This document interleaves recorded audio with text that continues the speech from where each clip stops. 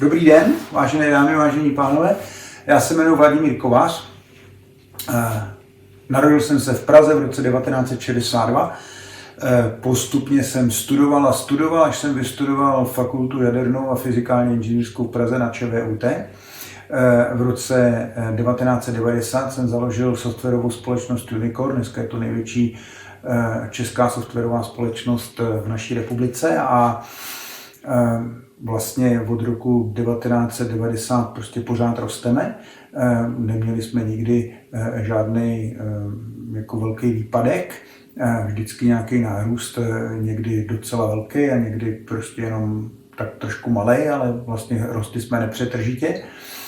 Dneska pracujeme pro zákazníky po celém světě. V Česku jsme samozřejmě velice známí, v Evropě patříme v určitých oborech mezi jako naprostý špičky, například 70% elektrické energie po Evropě se řídí naším softwarem.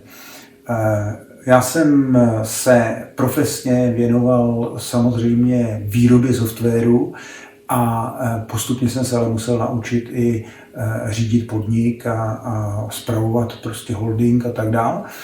A s tím související spoustu legislativních věcí a prostě všechno, co bylo potřeba.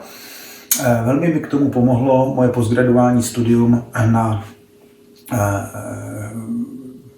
fakultě informatiky a managementu na Hradecké univerzitě.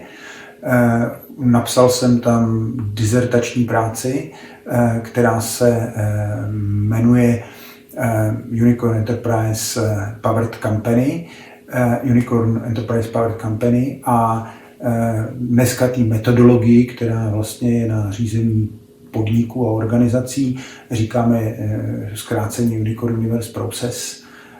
Já si nemyslím, že je to jediná pravda, která je na světě o tom, jak dobře řídit firmy. A na druhou stranu je to pravda, která je určitě aplikovatelná. Když se podíváte třeba na nějaké naše webové stránky nebo na nějaké výsledky Unicornu, tak uvidíte, že to prostě není úplně špatný být Vláďa Kovář.